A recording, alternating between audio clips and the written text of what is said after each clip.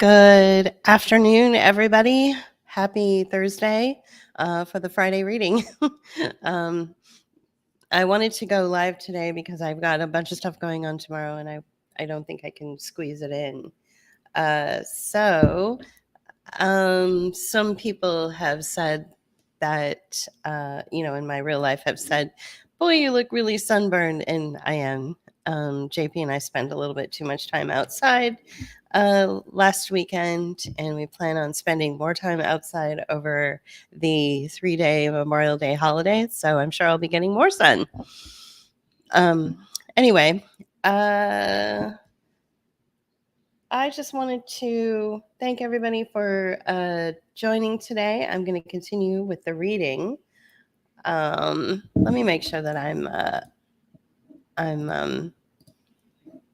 on all the platforms, which is just really two. It's Rumble and YouTube. So yeah, it looks good. It looks like I'm live streaming and we're good to go. And you should be able to hear me okay. Make sure you make a comment and let me know that you can hear me and everything's good. Before I continue with the difference engine, I wanted to say that earlier this week, it feels like it's been weeks or months. I did an audio broadcast talking about what Scott Adams brought up on Monday, I believe it was. Today is Thursday, so just a few days ago. Oh, thank you. Thanks for letting me know that I'm good on Rumble. Thank you. So he brought up the fact that he's given himself an expiration date because of his diagnosis of prostate cancer, which has metastasized to his bones. And the outpouring of concern and love and support and just, the feelings around, this man no longer being with us, apparently, has just really touched so many people. It's and he's overwhelmed with the amount of support that he's getting and the amount of just messaging and being tagged in various social media posts on every platform, from Instagram to Rumble to YouTube to Facebook to Twitter, of course, or they call it X. I call it New Twitter. Just everywhere, even some of the mainstream publications. I think even the New York Times, CNN, I think even Washington Post, which has not been very friendly to him in the past, has even said something. It's just overwhelming, an overwhelming support, an overwhelming avalanche of support. And just, and I think people are just really, I think people are really shocked by it. I mean, I wasn't, but at the same time I was. I have a whole separate idea about what I think could be done to prolong his life. But I think at this point, when a person has made a decision to do a thing, that, there's nothing that any of us can say or do to change their mind about the decisions that they've made for themselves. And, so as people who respect him and respect his work, and especially his close friends and family, they have to, they have to respect that decision. They have to just sort of, accept that this is the way it is. So he had a story today. I actually didn't watch his live stream today. Like I mentioned in my audio broadcast on Monday, I kind of shied away from listening to him for a long time, for a good while. I just had other things that I needed to fill up my time with. Just, definitely taking a huge step back from, social media and the internet world as much as I could, while still maintaining book of hours and, you know, saying what I have to say. And, whether I'm relevant or not, I kind of don't care. But I did not listen to him today. But what I heard secondhand was that I guess, he's just been so overwhelmed with messages and, whether they're in the form of emails or voicemails or text messages or whatever, probably letters in the mail even. He has been letting his calls go to voicemail. And one call in particular, he let go to voicemail. And he said today on his broadcast, apparently, that that call was actually from President Trump. So he put the president of the United States, he just sent him to voicemail, which I thought was awesome. That's really funny that he did that. And then of course Trump in the message says, "Hey, I heard you had this diagnosis. I'm really sorry to hear about that." Whatever Trump says, and says, "This is my number, call me back." And just like a friend would say, right? And of course, Scott's like, I'm not just going to call back the leader of the free world, or the alleged leader of the free world, right? I'm not just going to do that. And Trump called him back again, a second time, which was pretty remarkable. So, JP and I were sort of talking about it, and we were like, as much as we are against the state and those who are, put into place, we can't deny the fact that Trump in general, he's just a nice guy. He's just a nice guy. He has a lot of respect for Scott Adams, and probably a lot of respect for his work, outside of Dilbert even. And so he called him back and he's like, "Dude, I'm sorry to hear, let's talk." you know this is so who knows. I mean, I don't think anything will really come of it. Like, I don't think there will be some magical potion that they have hidden in the secret vaults of the White House that will cure cancer and cure Scott Adams of his cancer. I don't think it's anything like that. I think it's just a nice gesture from a man who cares, you know and I don't know, I think that's really cool. So where did we leave off with the difference engine? So let me just do a recap, because we did finish. We're on part 5 now. So parts 1 through 4 were the first iteration. So we went through, the first iteration. They don't do chapters in this book, they do iterations. And so the first iteration basically introduced us to like what was going on. We have Mick Radley, we have Sybil, and then we have Sybil's father. Sybil's father is no longer alive, but he was sort of a revolutionary. He was like it sounds a lot like an anarchist. He was against a lot of what was happening, within government and with the country. And Mick Radley was one of his followers, and he sought out Sybil herself, knowing that she was the daughter of this revolutionary man, and said, "Look, I want you to be my apprentice. I want you to pick up the cause. I want you to carry on your father's legacy, and all that stuff. So do that." And so she, eventually, like, reluctantly agreed. And one of the things that she had to do was sneak into the hotel room of some pompous blowhard who had stolen some things from Mick Radley that he needed. And she was in the process of doing that when there was somebody else that was already in the room, somebody they refer to as the Texian. And the Texian is like, "What are you doing here?" And she's like, "What are you doing here?" And next thing you know, the blowhard returns to his hotel room. Mick had also showed up to the hotel room, so they were all there. So Mick showed up first. The Texian and Mick Radley got into it, and the Texian killed Mick Radley. And then after Mick Radley had died, or I assume he's dead, the blowhard shows up, and he walks with a cane, and the Texian attacked him as well. and left him for dead. And his cane fell over and broke open. And inside the cane was a bunch of diamonds, which Sybil, of course, like immediately took advantage of the situation when the Texian had split and the blowhard politician was like incapacitated.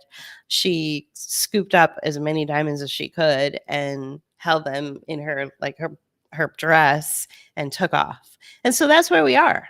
That's where we've left it. So what I'm going to do is get some water, pull the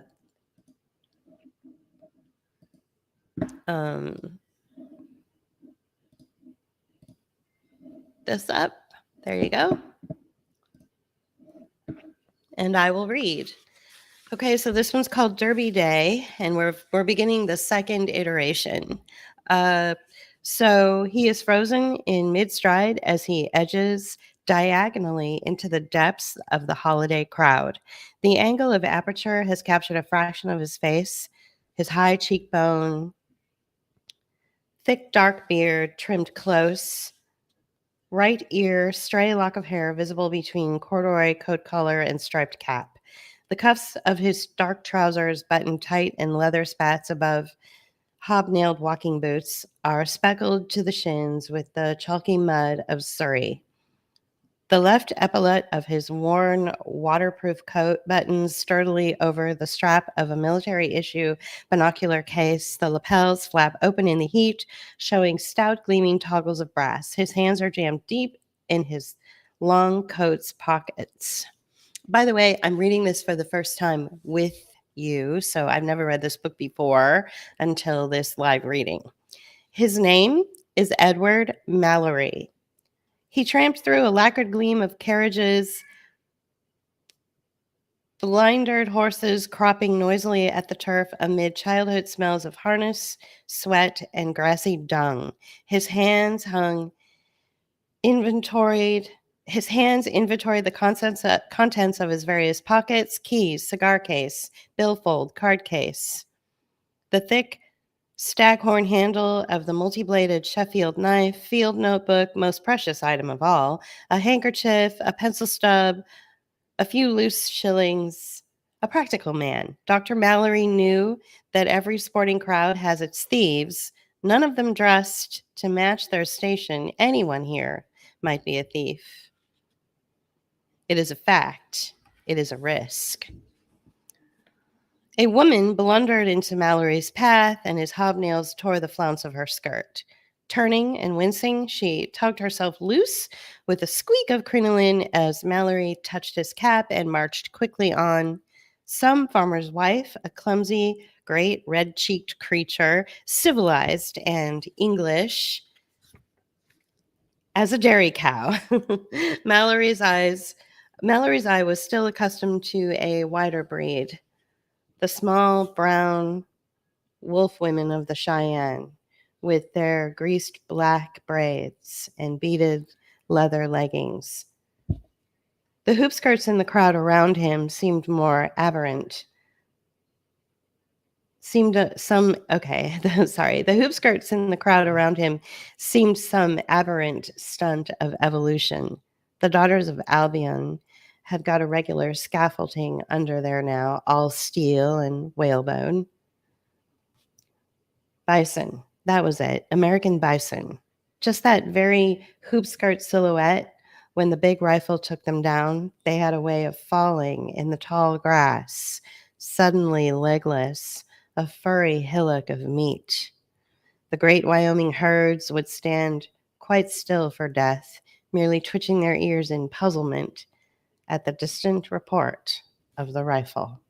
Now Mallory threaded his way among the other herd, astonished that mere fashion could carry its mysterious impetus so far.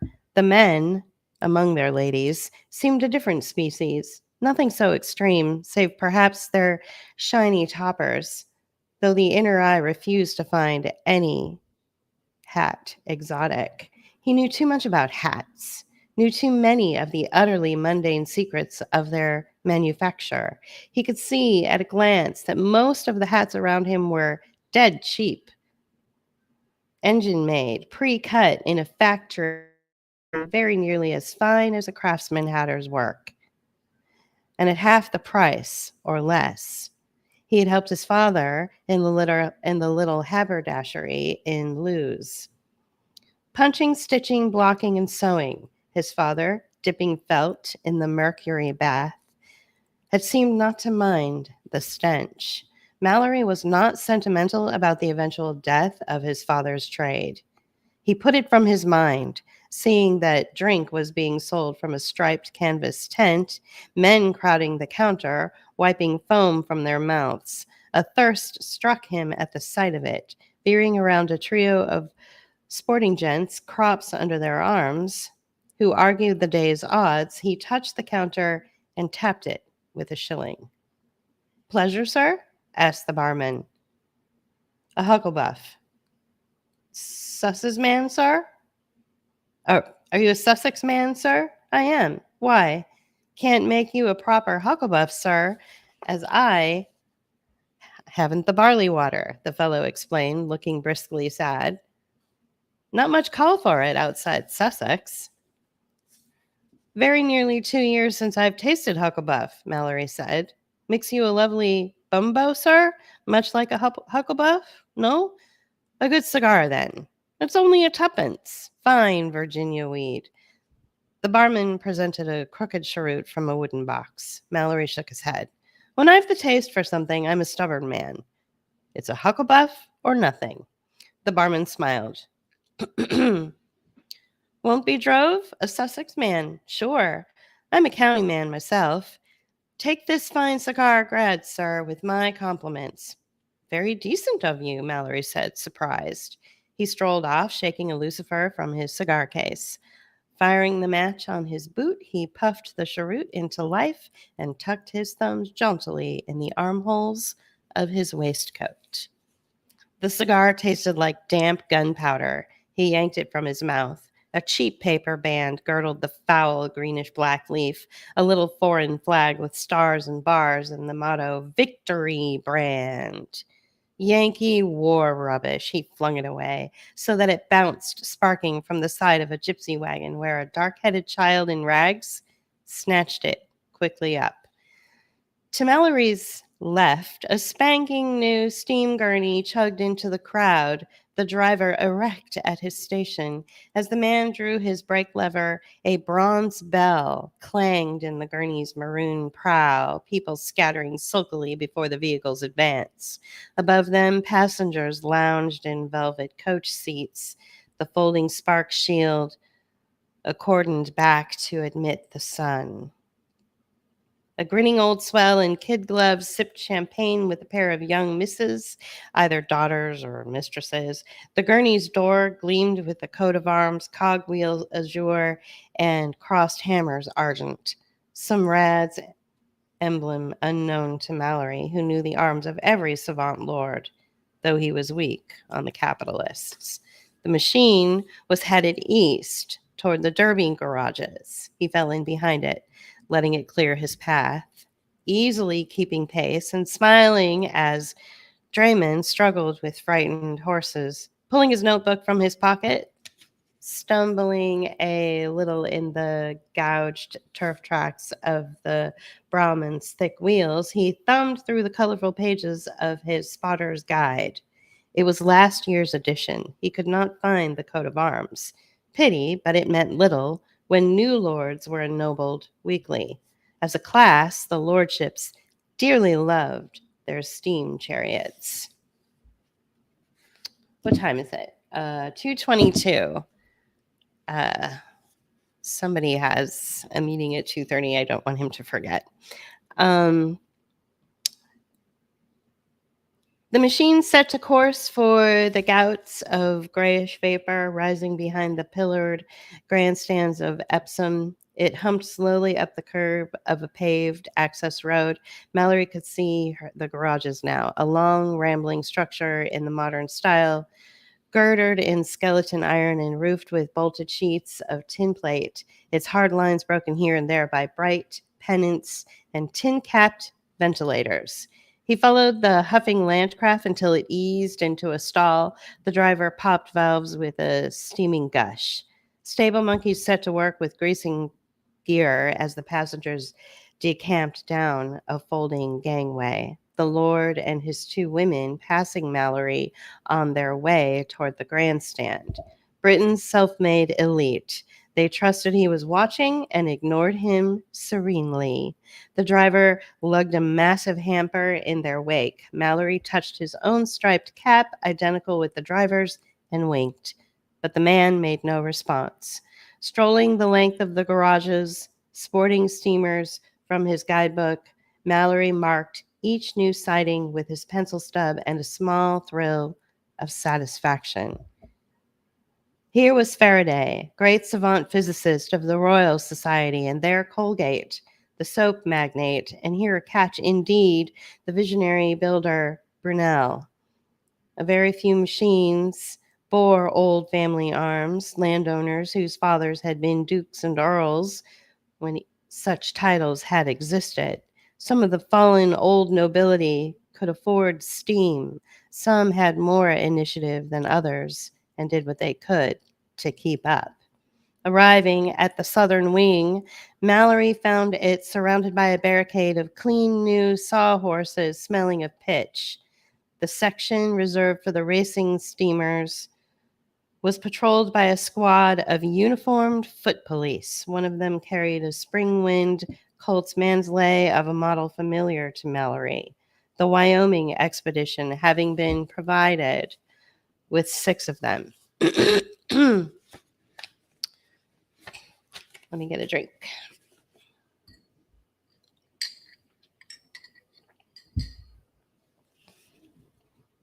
Though the Cheyenne had regarded the stubby Birmingham-made machine carbine with a useful awe, Mallory knew that it was temperamental to the point of unreliability, inaccurate to the point of uselessness as well, unless one were popping off the entire 30 rounds into a pack of pursuers, something Mallory himself had once done from the aft firing position of the expedition's steam fortress. Mallory doubted that the fresh-faced young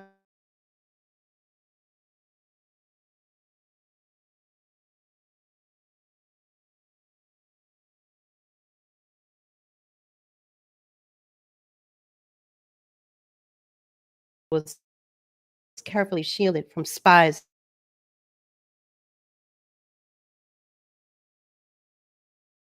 cables threaded through flagpoles. Mallory worked his way through an eager crowd of gawkers and steam hobbyists. 2 coppers stopped him brusquely at the gate. He displayed his citizen's number card and his engraved invitation from the Brotherhood of Vapor Mechanics. Making careful note of his number, the policeman checked it against a thick notebook crammed with fanfold. At length, they pointed out the location of his hosts, cautioning him not to wander. As a further precaution, the Brotherhood had appointed their own lookout. The man squatted on a folding stool outside the tarpaulin, squinting villainously and clutching a long iron spanner. Mallory proffered his invitation. The guard stuck his head past a narrow flap in the tarpaulin, shouted, "Your brother's here, Tom," and ushered Mallory through. Daylight vanished in the stink of grease, metal shavings, and coal dust. 4 vapor mechanics in striped hats and leather aprons were checking a blueprint by the harsh glare of a carbide lamp. Beyond them, a queer shape threw off highlights from curves of enameled tin. He took the thing for a boat. In the first instant of his surprise, its scarlet hull absurdly suspended between a pair of great wheels. Driving wheels, he saw. Stepping closer, the burnished piston brasses vanished into smoothly flared openings in the insubstantial-looking shell or hull. Not a boat. It resembled a teardrop, rather, or a great tadpole.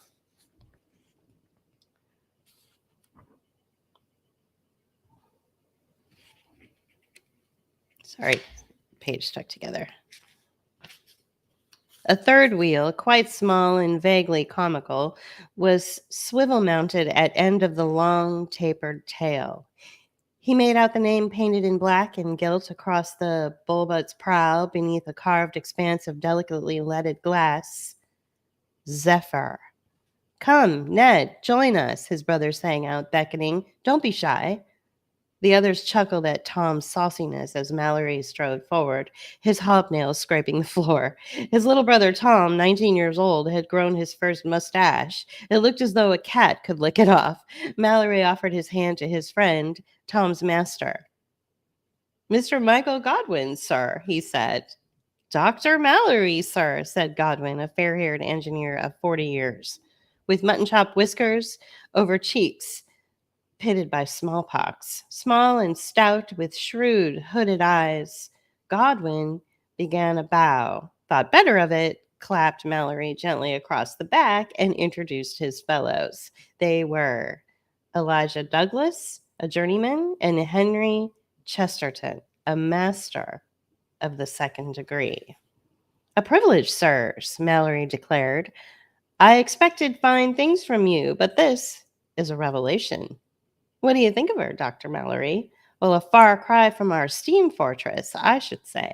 She was never made for your Wyoming, Godwin said, and that accounts for a certain lack of guns and armor.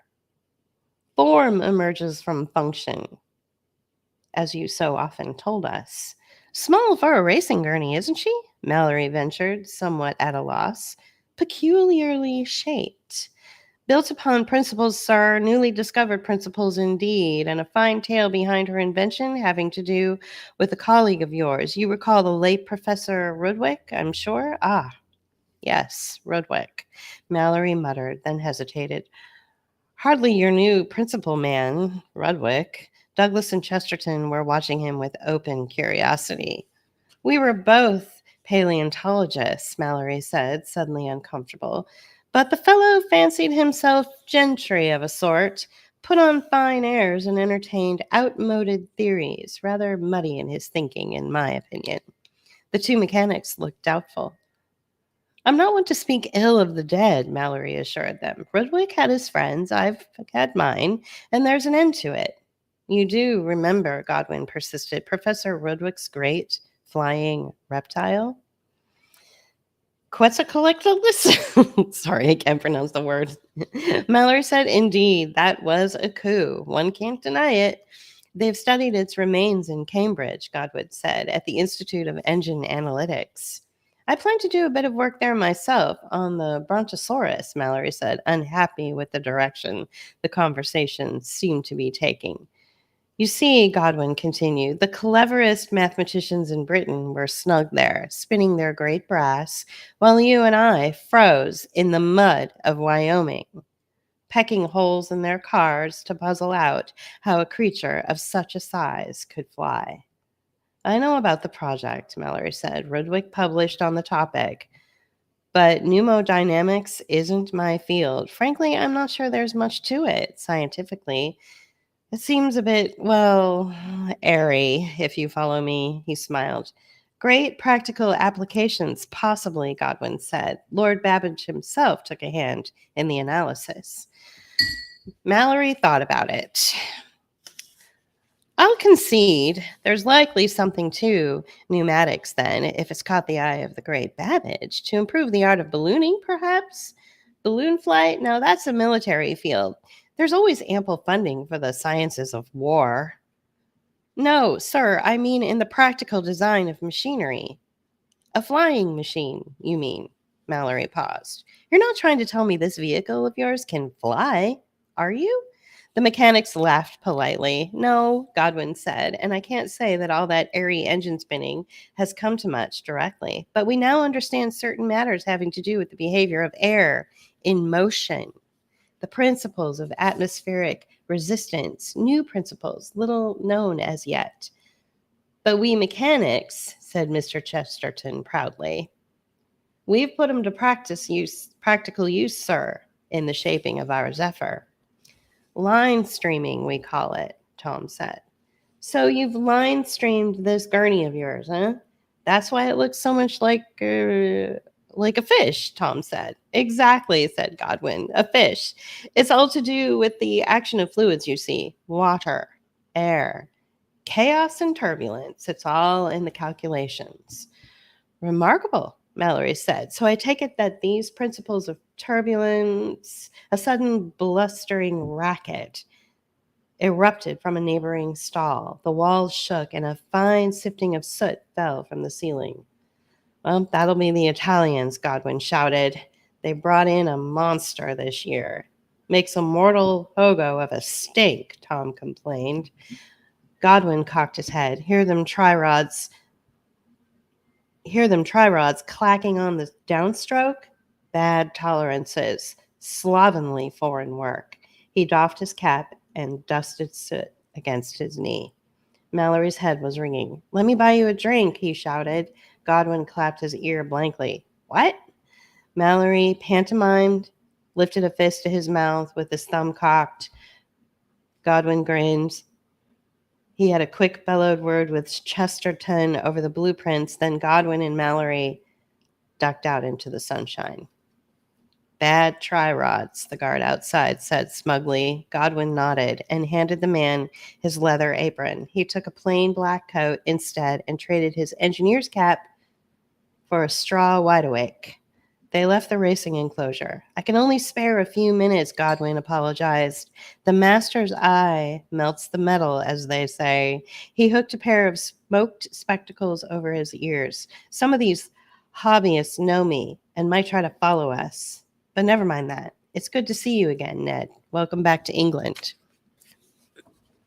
I won't keep you long, Mallory said. I wanted a private word or two about the boy and such. Oh, Tom's a fine lad, said Godwin. He's learning. He means well. I hope he'll prosper. We do our best, Godwin said. I was sorry to hear from Tom about your father, him taking so ill and all. Old Mallory, he won't go till he's gove away his last bride, Mallory quoted in his broadest Sussex drawl. That's what father always tells us. He wants to see all his girls married. He's a game sort, my poor old dad. He must take great comfort in a son like yourself, Godwin said. So how does London suit you? Did you take the holiday train? I've not been in London. I've been in Lewes with the family, rode the morning train from there to Leatherhead. Then I tramped it. You walked to the Derby from Leatherhead? That's 10 miles or more. Mallory smiled. You've seen me tramp 20, cross-country in the Badlands of Wyoming, hunting fossils. I had a taste to see good English countryside again. I'm only just back from Toronto with all our crates of plastered bones while you've been here for months, getting your fill of this, and he waved his arm. Godwin nodded. What do you make of the place, then? Now you're home again.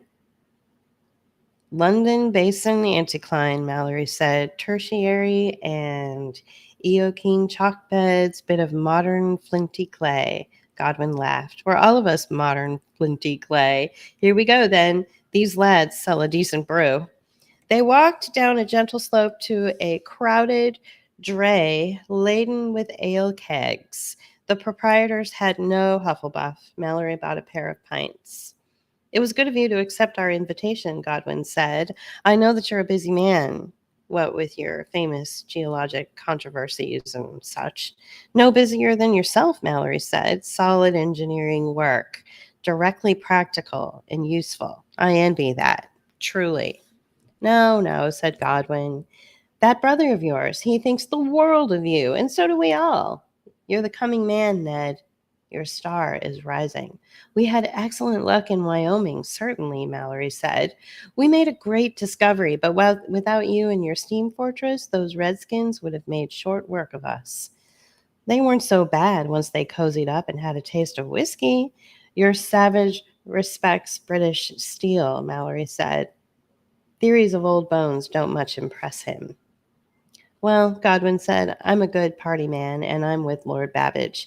Theory and practice must be as bone and sinew. That worthy sentiment calls for another pint, said Mallory. Godwin wanted to pay. Pray allow me, Mallory said. I'm still spending my bonus from the expedition. Godwin, pint in hand, led Mallory out of earshot of the other drinkers. He gazed about carefully, then doffed his specs and looked Mallory in the eye. Do you trust in your good fortune, Ned? Mallory worked his beard. Say on. The touts are quoting odds of 10-1 against our Zephyr. Mallory chuckled. I'm no gambler, Mr. Godwin. Give me solid facts and evidence, and there I'll take my stand. But I'm no flash fool to hope for unearned riches. You took the risk of Wyoming. You risked your very life. But that depended on my own abilities and those of my colleagues. Exactly, Godwin said. That's my own position. To the very letter. Listen a moment. Let me tell you about our Brotherhood of Vapor Mechanics. Godwin lowered his voice. The head of our trades union, Lord Scowcroft, he was Simple Jim Scowcroft. In the bad old days, one of your popular agitators. But he made his peace with the rats, and now he's rich and been to Parliament and such. A very clever man. When I went to Lord Scowcroft with my plans for the Zephyr, he spoke to me just as you did now, facts and evidence. Master of first degree, Godwin, he says, I can't fund you with the hard-earned dues of our brothers unless you can show me in black and white how it shall profit us. So I told him, Your Lordship, the construction of steam gurneys is one of the nicest luxury trades in the country. When we go to Epsom Downs and this machine of ours leaves the competitors eating her dust, the gentry will stand in queues for the famous work of the vapor mechanics. And that's how it will be, Ned. If you win the race, Mallory said. Godwin nodded somberly. I make no cast iron promises. I'm an engineer. I know full well how iron can bend and break and rust and burst. You surely know it too, Ned, for you saw me work repair on that blasted steam fortress till I thought I would go mad. But I know my facts and figures. I know pressure differentials and engine duty and crankshaft torque and wheel diameters. With disaster barred, our little Zephyr will breeze past her rivals as if they were stock still. Well, it sounds splendid. I'm glad for you. Mallory sipped his ale. Now tell me what should happen if disaster strikes. And Godwin smiled. Well, then I lose, and I'm left penniless. And Lord Scowcroft was liberal by his own lights, but there are always extra costs in such a project. I put everything in my machine, my expedition bonus from the Royal Society, even a small bequest I had of a maiden aunt, God rest her. Mallory was shocked. Everything? Godwin chuckled dryly. Well, they can't take what I know, can they? I shall still have my skills. Mayhap I'd undertake another Royal Society expedition. They pay well enough, but I'm risking all I have in England. It's fame or famine, Ned, and nothing between. Mallory stroked his beard. You startle me, Mr. Godwin. You always seem such a practical man. Dr. Mallory, my audience today is the very cream of Britain. The Prime Minister is here today. The Prince Consort is in attendance. Lady Ada Byron is here and betting lavishly, if rumors are true. When will I have another such chance? I do follow your logic, Mallory said, though I can't say I approve. But then your station in life allows such a risk. You're not a married man, are you? Godwin sipped his ale. Well, neither are you, Ned. No, but I have 8 younger brothers and sisters. My old dad is mortal ill. My mother eaten up with the rheumatics. I can't gamble my family's livelihood. The odds are 10-1, Ned. Fool's odds. They should be 5-3 on Zephyr's favor. Mallory said nothing. Godwin sighed. It's a pity. I dearly wanted to see some good friend win that bet. A big win. A flash win. And I myself can't do it. You see, I wanted to, but I've spent my last pound on the Zephyr. Don't do it. Well, perhaps a modest wager, Mallory ventured, for friendship's sake. But £10 for me, Godwin said suddenly. £10 as a loan. If you lose, I'll pay you back somehow in days to come. And if you win, we'll split £100 tonight, half and half. What do you say? Will you do that for me? £10. Oh, that's a heavy sum. I'm good for it. I trust that you are. Mallory now saw no easy way to refuse. The man had given Tom a place in life, and Mallory felt the debt. Very well, Mr. Godwin, to please you.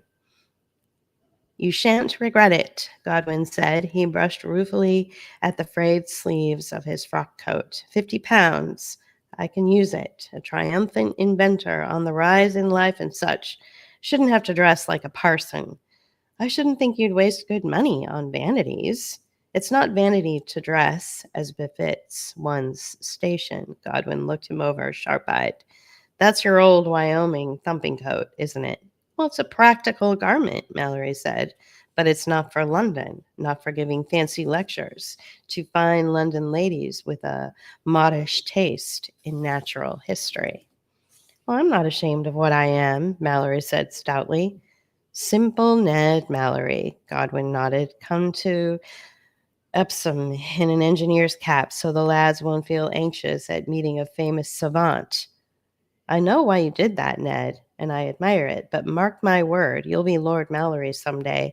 As surely as we stand here drinking, you'll have a fine silk coat and a ribbon on your pocket and stars and medals from all the learned schools. For you're the man dug up the great land Leviathan and made wondrous sense from a tangle of rocky bones. That's what you are now, Ned, and you might as well face up to it. It's not so simple as you think, Mallory protested. You don't know the politics of the Royal Society. I'm a catastrophist. The uniformitarians hold sway when it comes to the granting of tenures and honors. Men like Lyell and that damned fool Rudwick. Charles Darwin's a lordship, Gideon Mantell's lordship, and his Inguandum's a shrimp ranked next to your brontosaur. Don't you speak ill of Gideon Mantell. He's the finest man of science Sussex ever had, and he was very kind to me. Godwin looked down into his empty mug. I beg your pardon, he said. I suppose I spoke a bit too frankly. I can see that. We're far from wild Wyoming, where we sat about a campfire, a simple brother Englishman, scratching wherever it itched. He put his smoked spectacles on, but I remember those theory talks that you would give us, explaining what those bones were all about. Form follows function. The fittest survive. New forms lead the way. They may look queer at first, but nature tests them fair and square against the old. And if they're sound in principle, then the world is theirs. Godwin looked up. If you can't see that your theory is bone to my sinew, then you're not the man I take you for. Mallory removed his cap. It's I who should beg your pardon, sir. Forgive my foolish temper. I hope you'll always speak to me frankly, Mr. Godwin. Ribbons on my chest or no, may I never be so unscientific as to close my eyes to honest truth. And he offered his hand. Godwin shook it. A fanfare rang from across the course, the crowd responding with a rustle and a roar. All around them, people began to move, migrating toward the stands like a vast herd of ruminants. I'm off to make that wager we discussed, Mallory said.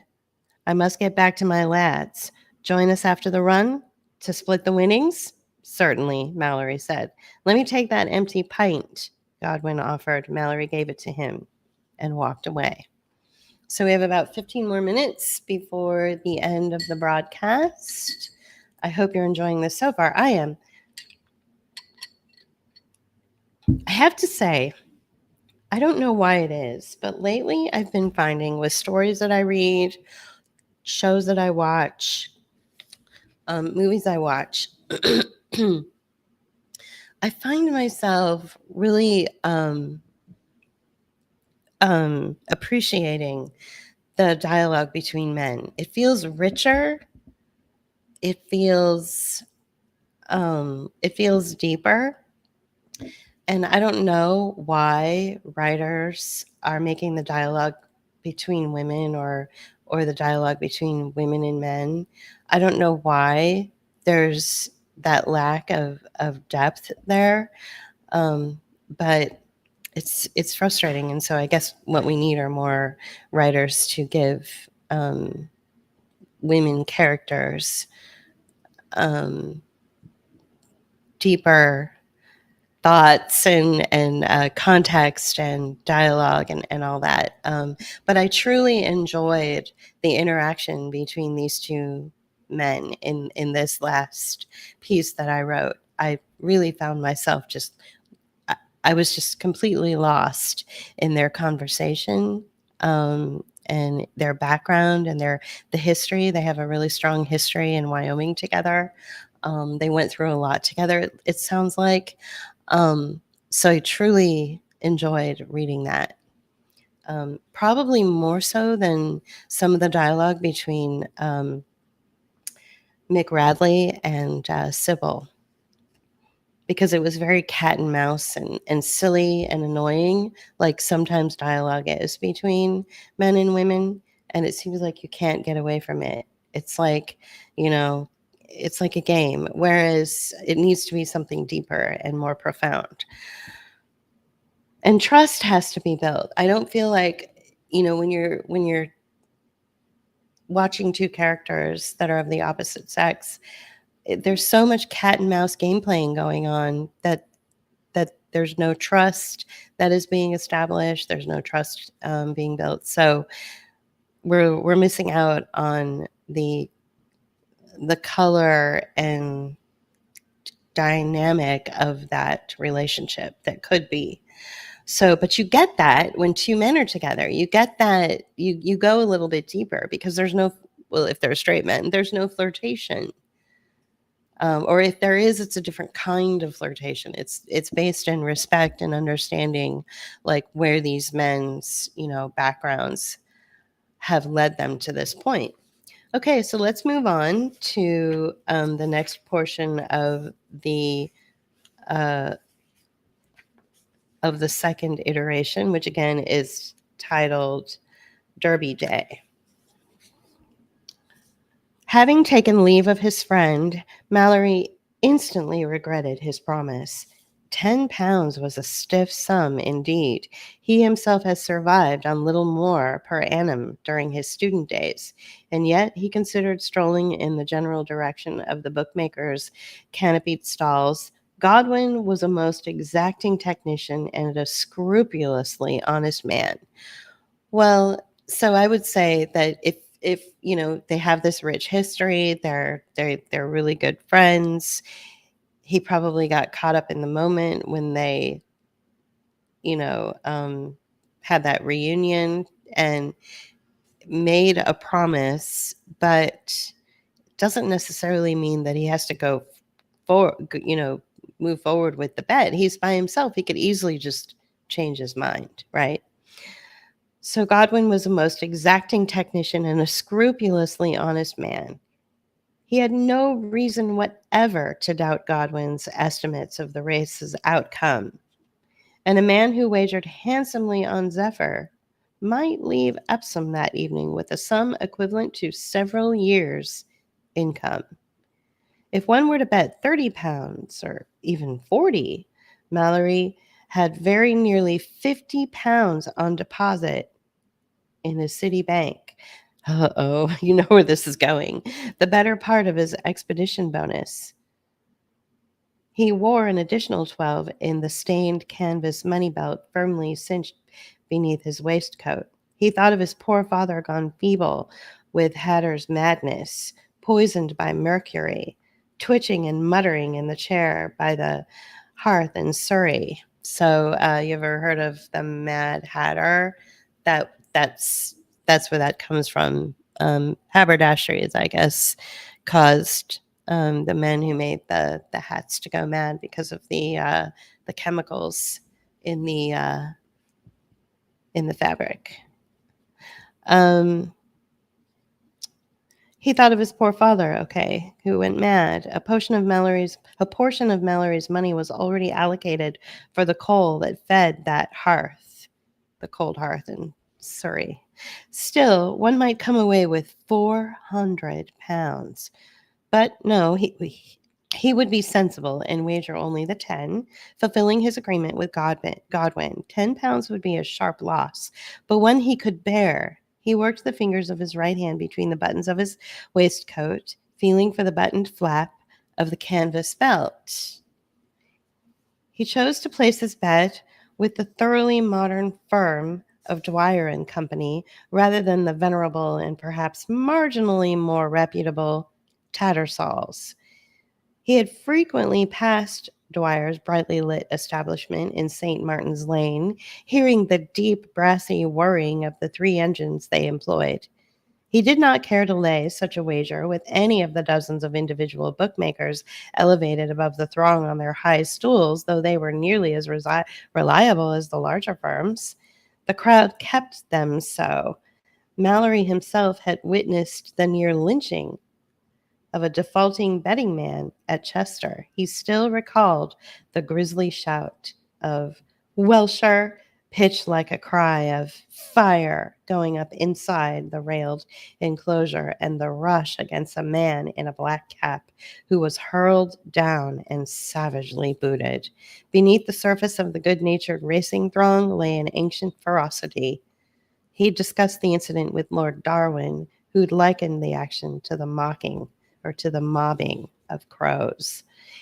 His thoughts turned to Darwin as he cued for the steam-facing wicket. Mallory had been an early and passionate supporter of the man, whom he regarded as one of the great minds of the age, but he'd come to suspect that the reclusive lord, though clearly appreciating Mallory's support, considered him rather brash. When it came to matters of professional advancement, Darwin was of little use. Thomas Henry Huxley was the man for that, a great social theorist, as well as an accomplished scientist and orator. In the queue to Mallory's immediate right lounged a swell in subdued city finery, that day's number of Sporting Life tucked between an immaculate elbow. As Mallory watched, the man stepped to the wicket and placed a wager of £100 on a horse called Alexandra's Pride. £10 on the Zephyr to win, Mallory told the betting clerk at the steam wicket, presenting a £5 note and then 5 singles. As the clerk methodically punched out the wager, Mallory studied the odds arrayed in keno bits above and behind the glossy foam marble of the papier-mâché counter. The French were heavily favored, he saw, with the Vulcan of the Compagnie Générale de Traction, the driver, one Mr. Reynal. He noted that the Italian entry was in little better position than Godwin's Zephyr. Word of the tri-rods? The clerk passed Mallory a flimsy blue copy of the card he'd punched. Very good, sir. Thank you. He was already looking past Mallory to the next customer. Mallory spoke up. Will you accept a check drawn on a city bank? Certainly, sir, the clerk replied, raising one eyebrow, as if noticing Mallory's cap and coat for the first time, provided they are imprinted with your citizen number. Well, in that case, Mallory said to his own amazement, I shall wager an additional £40 on the Zephyr. To win, sir? To win. Mallory fancied himself a rather keen observer of his fellow man. He possessed, Gideon Mantle had long ago assured him, the naturalist requisite eye. Indeed, he owed his current position in the scientific hierarchy to having used that eye along a monotonous stretch of rock-strewn Wyoming riverbank, distinguishing form and amid apparent chaos. Now, however, appalled by the recklessness of his wager, by the enormity of the result in the event of his losing, Mallory found no comfort in the presence and variety of the Derby crowd. The eager roaring of massed and passionate greed as the horses ran their course was more than he could bear. He left the stands, almost fleeing, hoping to shake the nervous energy from his legs. A dense mass of vehicles and people had congregated on the rails of the run-in, shrieking their enthusiasm as the horses passed in a cloud of dust. The poorer folk, these mostly those unwilling to put down a shilling fee for admission to the stands, mixed with those who entertain or preyed upon the crowd, thimble riggers, gypsies, or pickpockets, he began shoving his way through toward the outskirts of the crowd, where he might catch his breath. It occurred to Mallory suddenly that he might have lost use of one of his betting slips, or that he might have lost one of his betting slips. The thought almost paralyzed him. He stopped dead, his hands driving into his pockets.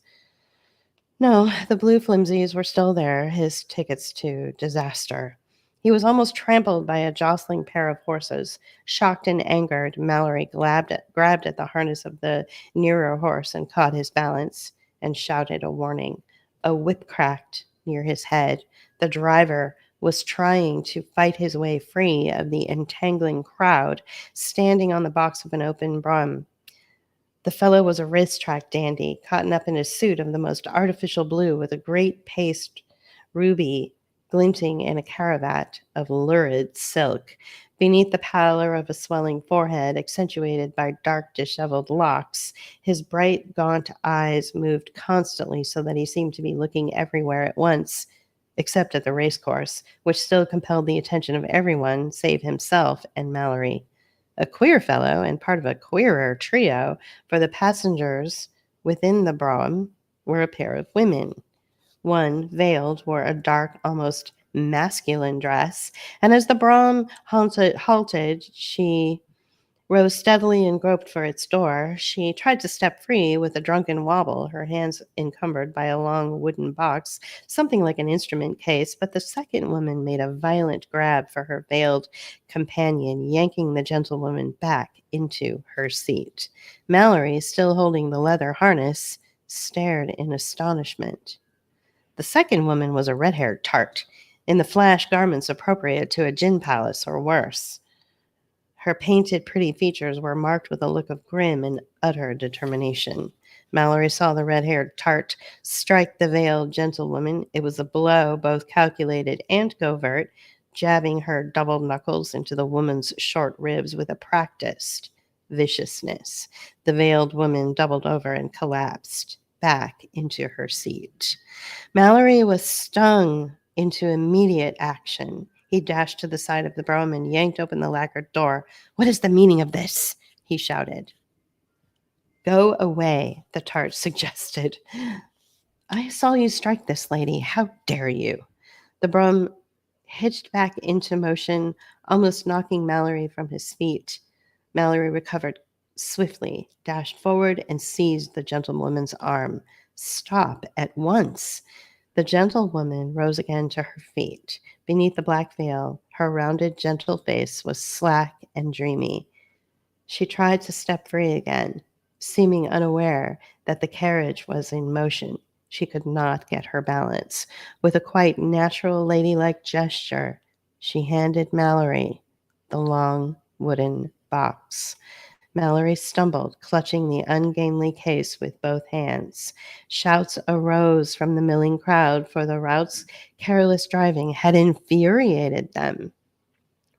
The carriage rattled to a halt again, the horses snorting and beginning to plunge. The driver, shaking with rage, tossed his whip aside and leapt free. He marched on Mallory, shoving bystanders aside. He whipped a pair of squarish, rose-tinted spectacles from his pocket and slipped them over his pomaded hair at his ears. Halting before Mallory, he squared his sloping shoulders and extended one canary-gloved hand with a peremptory gesture. "Return that property at once," he commanded. "What is this about?" Mallory countered. I'll have that box now, or it will be the worse for you. Mallory stared down at the little man, quite astonished at this bold threat. He almost laughed aloud, and would have done so, save that the fellow's darting eyes behind the square spectacles had a sort of maddened gleam like a laudanum's fiend's. So he looked high or on heroin or something. Mallory set the case deliberately between his muddied boots. Madam, he called, step free, if you will. These people have no right to compel you. The tout reached swiftly within his gaudy blue coat and hanged forward like a jack-in-the-box. Mallory fended him off with an open-handed push and felt a stinging jolt tear at his left leg. The tout half stumbled, caught himself, leapt forward again with a snarl. There was a narrow gleam of steel in his hand. Mallory was a practicing disciple of Mr. Shillingford's system of scientific boxing. In London, he sparred weekly in one of the private gymnasia maintained by the Royal Society, and his months in the wilds of North America had served as an introduction to the roughest sort of scrapping. Mallory parried the man's knife arm with the edge of his own left arm and drove his right fist against the fellow's mouth. He had a brief glimpse of the stiletto fallen on the trampled turf, a viciously narrow double-edged blade, the handle of black gutta percha. Then the man was upon him, bleeding from the mouth. There was no method whatever to the attack. Mallory assumed Shillingford's first stance and had at the villain's head. Okay. Yep. So it's 5 after. It is time to end the broadcast. And we'll pick this up again next Friday. I should be able, I don't think we have anything going on next Friday. And we'll continue the story. And I hope everybody has a good Friday tomorrow and a good weekend. And I'll see you next week. Thanks for joining. Bye.